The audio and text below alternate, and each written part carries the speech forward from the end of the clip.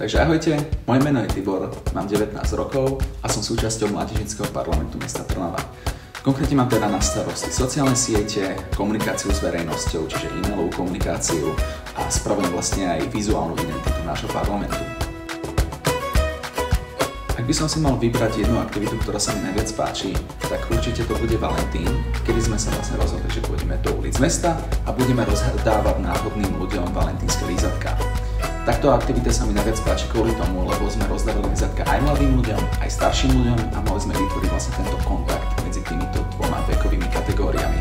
Čo sa týka vlastne toho, že čo mi pôsobenie v tomto parlamente dalo, tak určite je to, že pracujem teraz na svojom time manažmente, pretože to je veľmi náročné pre mňa.